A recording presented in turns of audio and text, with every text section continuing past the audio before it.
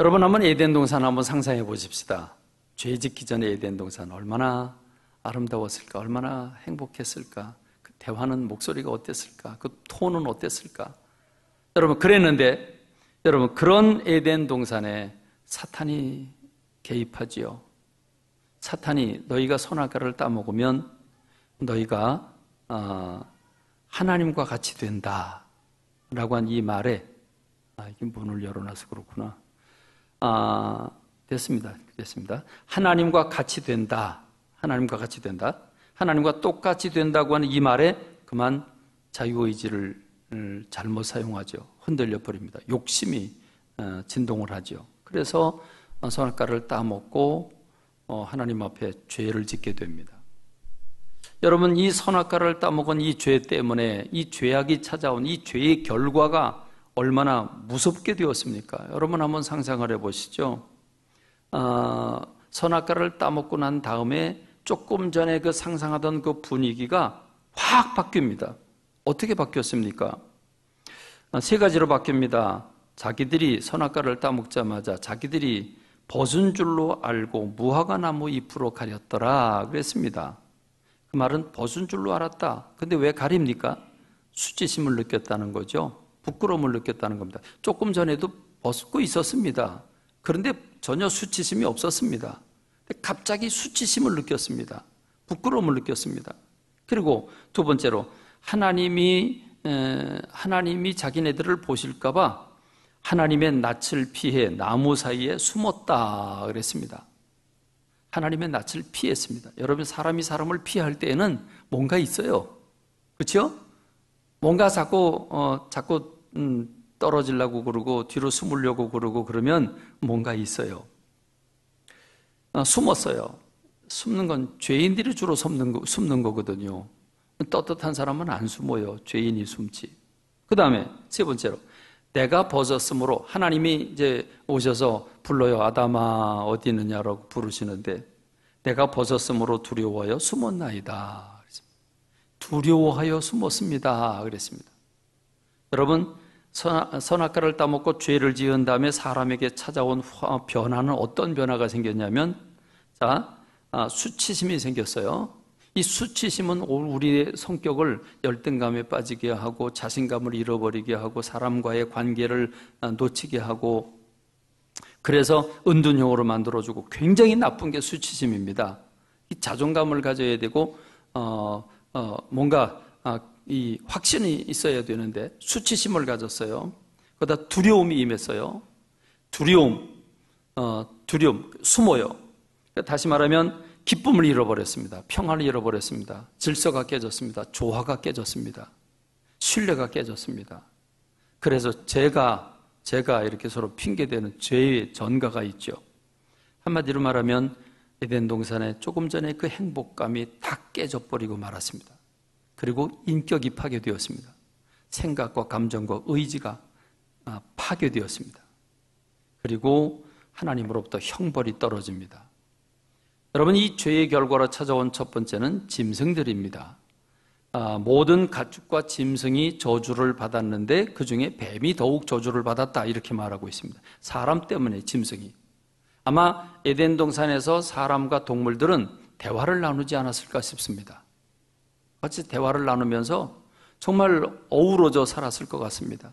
그런데 아담과 하와가 죄를 짓게 됨에 따라서 짐승과 가축들이 저주를 받았습니다. 두 번째는 여자는 임신하는 고통을 크게 더하고 남편을 원하면서 남편이 너를 다스릴 것이라고 하는 형벌을 받습니다. 아담은 땅이 저주를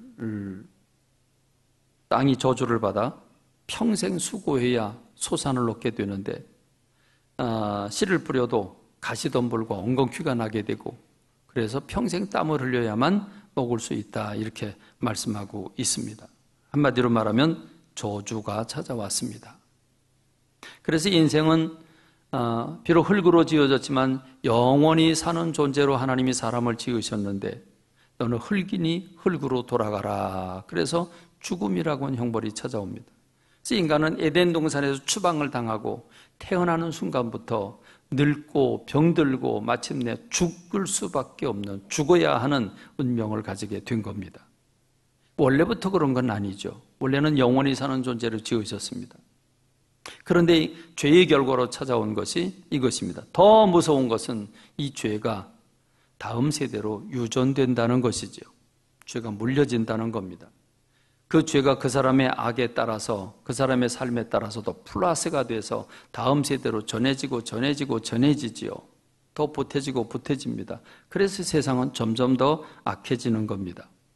인간의 삶을, 인간의 역사를 한번 살펴보십시다. 인간의 삶이 어떻습니까? 우리가 어떻게 살아왔습니까? 사람의 사는 건 한마디로 말하면 그냥 고생 한마디입니다. 고생입니다. 우리가 인사를 나눌 때면 더 좋은 말도 많은데 아유 수고하셨습니다. 고생하셨습니다. 우리는 전부 고생했다는 얘기, 수고했다는 얘기를 많이 합니다.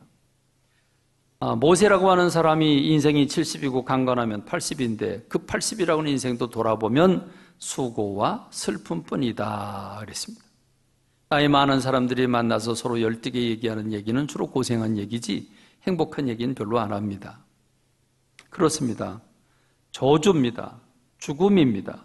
질병으로 인해서. 오늘 우리도 질병 때문에 많은 고통을 받고 있습니다만은 인간은 이 질병으로부터, 이 저주로부터 자유로울 사람이 아무도 없습니다. 생로병사입니다. 태어난 순간부터 죽기로 작정되어 있고 늙게 되어 있고 병들게 되어 있습니다. 이건 거부할 수 없습니다. 지나가는 인간의 역사를 보면 이 죄성이 얼마나 무섭게 세상을 지배하고 있었는가를 알 수 있죠.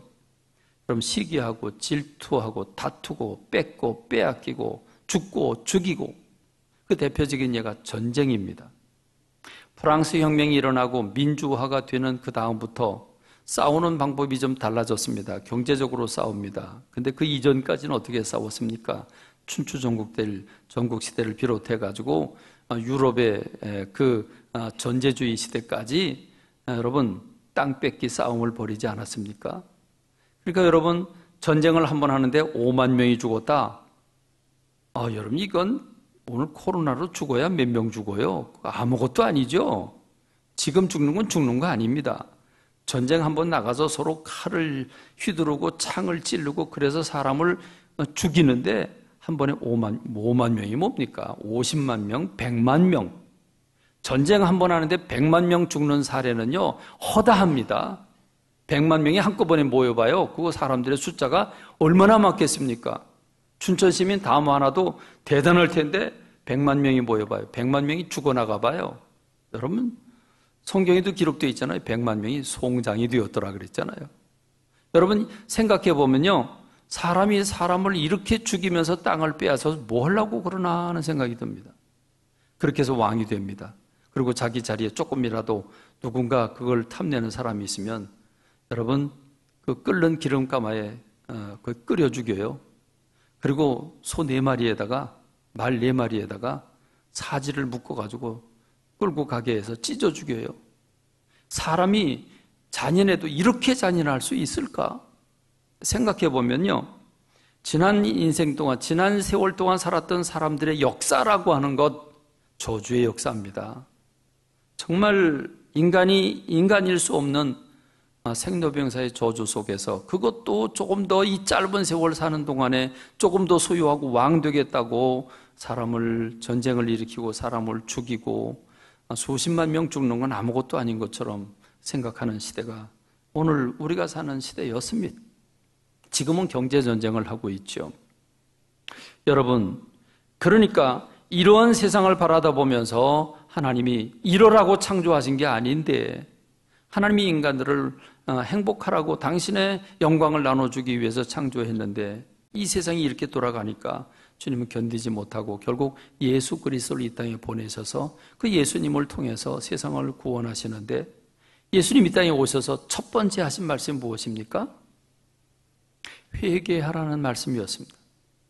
회개하라고 하는 것은 회개라고 하는 것, 돌아서라는 거죠. 회개해라. 그럼 여러분, 예수님께서 이 땅에 오셔서, 하나님이 이 땅에 오셔서 최초로 하신 말씀이 회개해라라는 말씀을 했다고 한다면 너희들이 지금 잘못 살고 있다. 너희들이 지금 사는 삶의 방법으로 살면 행복이 아니다.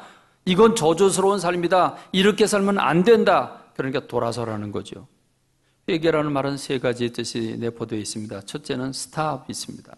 멈춰야 됩니다. 도둑질하던 사람들이 도둑질을 끊어야 돼요. 두 번째는 도둑질하지 않을 마음을 먹어야 돼요. 터닝을 해야 돼요. 돌아서야 돼요.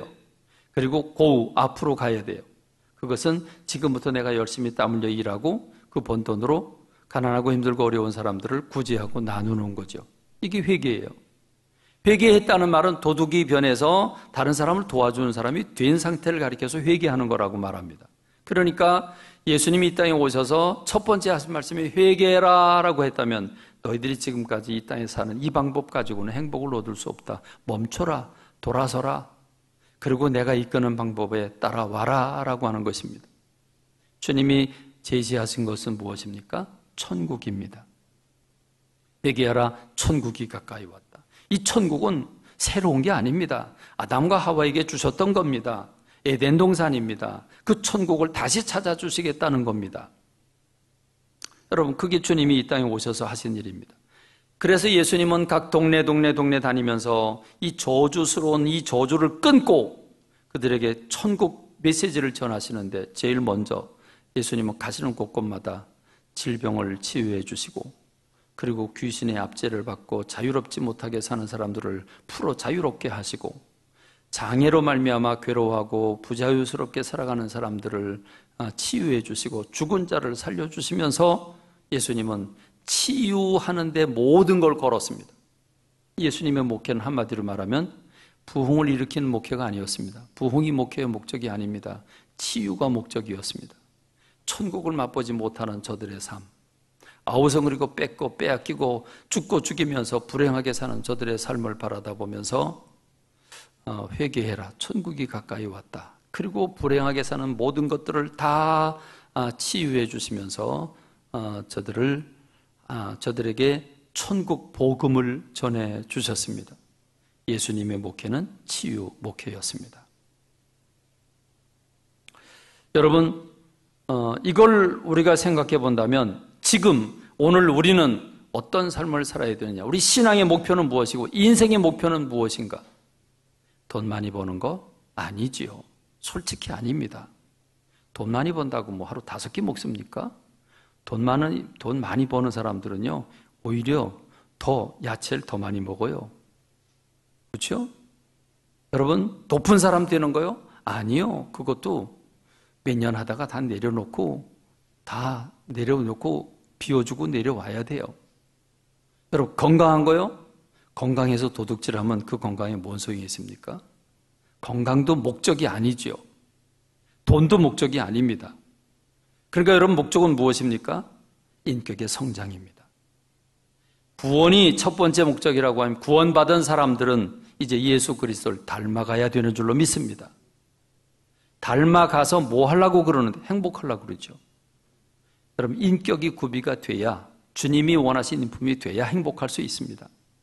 내 안에 수많은 상처들과 내 안에 수많은 죄성들을 그대로 가지고 있으면서 누가 말 한마디만 하면 젓가락 안에, 이 컵 안에 있는 앙금을 흔드는 것처럼, 저 고요한 연못에 돌 하나 던지면 난리 피우는 것처럼 내 영혼이 요동치게 된다고 한다면 그건 행복한 게 아니죠. 무슨 말을 들어도 허허할 수 있는 인격이 되면 행복해질 수 있는 겁니다. 그렇기 때문에 오늘 저와 여러분들의 목표가 있다고 한다면 인격의 회복입니다. 치유입니다. 치유받는 겁니다. 그래서 인격이 주님이 원하신 인격이 되는 겁니다. 그걸 오늘 우리 본문에서 말씀하고 있는 거죠. 오늘 본문에서 우리가 다 하나님의 아들을 믿는 것과 아는 일에 하나가 되어 온전한 사람을 이루라 라고 말하고 있죠. 온전한 사람이 되어야 된다. 온전한 사람. 온전한 사람은 어떤 사람입니까? 하나님의 아들 예수 그리스도를 믿는 것과 아는 일에 하나가 되는 것. 자, 믿는 것은 더 강조할 필요가 없죠. 예수 그리스도가 누구인지, 또 주님의 말씀이 어떤 것인지 그걸 믿는 것, 그거는 뭐 얘기할 게 없습니다. 다만 아는 것, 믿는 것과 아는 일에 하나가 되라. 그러면 온전해진다, 완전해진다. 자, 그럼 아는 것이 무엇입니까? 열심히 성경 공부하면 됩니까? 지식적으로 성경이 몇 권이고 누가 무슨 일을 했고 성경에 뭐 단어가 무슨 뜻이고 여러분 이런 거 다 많이 알고 있으면 그럼 온전해지는 겁니까? 아닙니다. 여기서 말하는 안다라고 하는 말은 자, 너 어떤 사람 알아? 내 그 사람 알지. 안다고 할 때 백과사전으로 그 사람에 대한 리스트를 쫙 뽑아서 그 사람을 백과사전적으로 알고 있다고 해서 아는 거냐? 아니죠. 진짜 안다는 말은 그 사람을 만나서 수년 동안, 수십 년 동안 같이 살아오면서 그 사람의 말과 행동과 그 사람과 함께 부딪히고 그러면서 그 사람이 어떤 사람인지를 아는 것, 이걸 아는 거라고 말합니다. 다시 말하면 이 헬라어에서 안다라고 했을 때 이 안다라고 하는 말은 지식적으로 아는 걸 가리키는 게 아니라 경험을 통해서 아는 걸 말합니다. 그러니까 오늘 이 성경 말씀이 하나님의 아들을 믿는 것과 아는 일에 하나가 되어서 온전한 사람을 이루라고 하는 건 온전한 사람 누구냐? 내가 믿는 것을 실천하는 사람이다. 믿는 것과 실천하는 게 하나가 되는 사람이다. 믿기는 믿는데 실천을 안 하니까 가짜지요. 형식이죠. 위식이죠. 그게 바리새인이죠.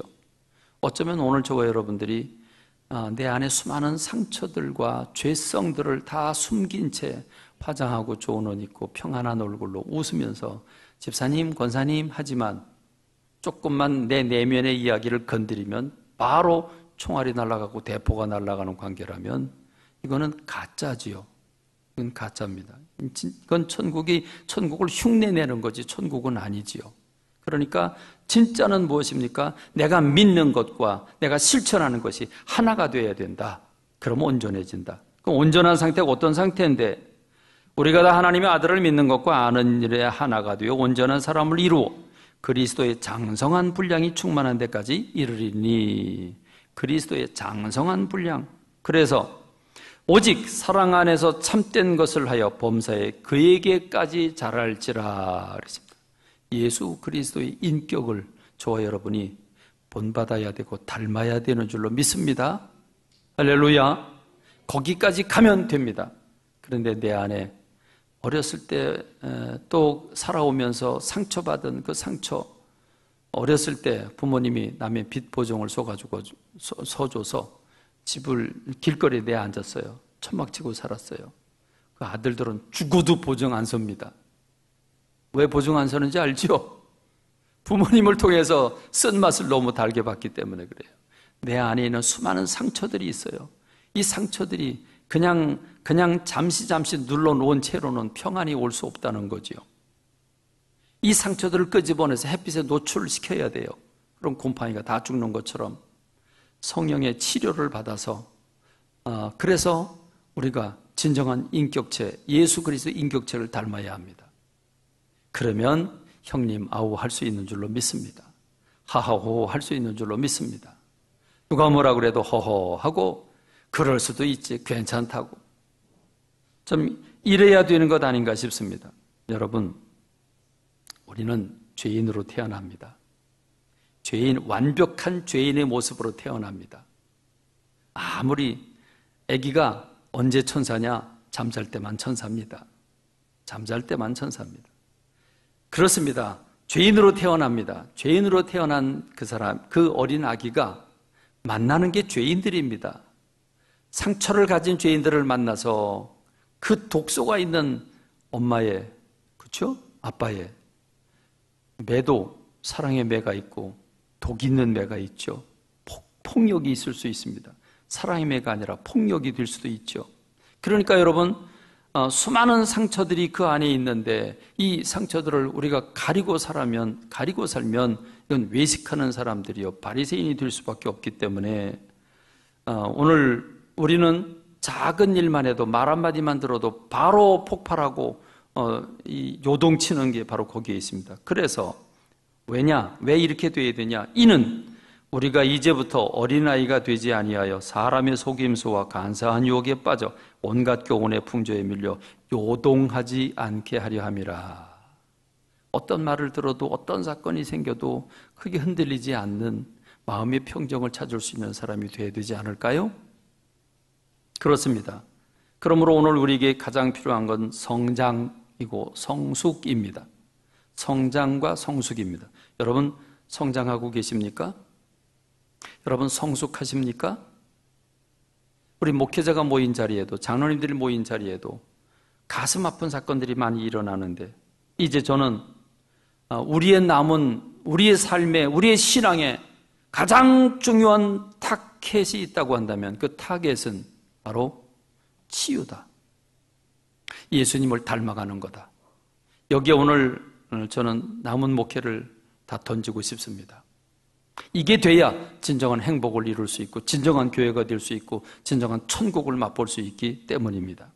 그러므로 저는 여러분들에게 먼저 이걸 제안하고 싶습니다. 나는 죄인이다. 나는 죄인이라고 하는 인식을 여러분이 했으면 좋겠습니다. 근데 여러분 절대로 나는 죄인이라는 인식 안 합니다. 나는 똑똑하다. 나는 그래도 할 만큼 했다. 나는 다 그래도 괜찮은 사람이다. 내로남불이죠. 다른 사람은 틀렸고 나는 맞았어요. 이게 정치꾼들 얘기만이 아닙니다. 우리들 얘기도 그렇고 성경 얘기도 그래요. 욥기를 보세요. 내로남불이잖아요. 욥이라고 하는 사람이 죄를 졌기 때문에 매를 맞았다는 거예요. 내 말이 옳다는 거예요. 아니라고, 나는 주님의 뜻대로 사느라고 몸부림쳤다 그러니까 아니다, 너는 네가 모르는 죄를 짓고 있다. 나중에는 어거지를 씁니다. 엘리오라고 하는 사람이 욥을 향해서 이렇게 얘기를 하죠. 너는 과부를 후대하지 않았고, 넌 가난한 사람을 압제했고, 너는 불법을 사용해서 돈을 벌었고, 쫙 열거를 합니다. 전혀 욥이 하지 않은 일을 했다고 그럽니다. 왜? 자기 생각이 옳다고 느껴지면 그게 점점 더 고착이 돼서 상대방을 완전히 정죄하는 단계에 이르게 됩니다. 그래서 나중에 맨 나중에 얘기하는 그 젊은 엘리후인가요? 그 누구지? 맨 나중에 나타난 그 친구는 이렇게 얘기를 합니다. 네가 고난을 계속해서 받았으면 좋겠다.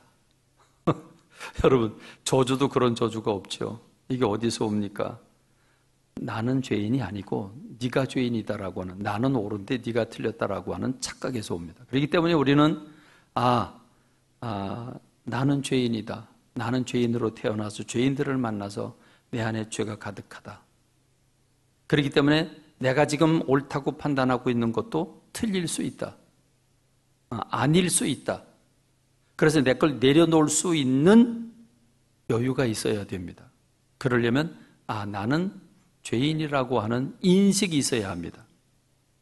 예수 그리스도를 믿을 때 모든 죄가 용서받고, 내가 오늘 새벽 기도에 어제 지은 죄를 다 용서받았지만 그럼에도 불구하고 나는 죄인이다. 내 안에 죄성이 있다. 내 안에 상처들이 있어서 내가 가진 이 균형 감각은 일그러질 수 있고 내가 지금 판단하고 있는 건 잘못 판단할 수 있다. 이걸 시인해야 됩니다. 그래서 나는 이 상처를 치유받아야 된다. 나에게는 어떤 상처가 있는지 알고 싶다. 내가 언제부터 왜 이렇게 왜소한 사람이 됐는지 알고 싶다. 그걸 시인할 때 그때부터 치유가 시작이 됩니다. 그리고 주님의 인품을 담겠다고 하는 마음을 가질 때, 인식하고 그 마음을 가질 때 치유는 시작이 됩니다. 하루아침에 되지 않을 겁니다. 몇 달, 몇 년 걸릴 겁니다. 아니, 평생 걸쳐서 해야 될 겁니다. 그럼에도 불구하고 반드시 해야 되는 일입니다. 이거 안 되면 천국 못 가요. 왜? 천국 가도 못 견딜 거니까. 그렇지 않을까요? 천국 가도 못 견딜 거니까.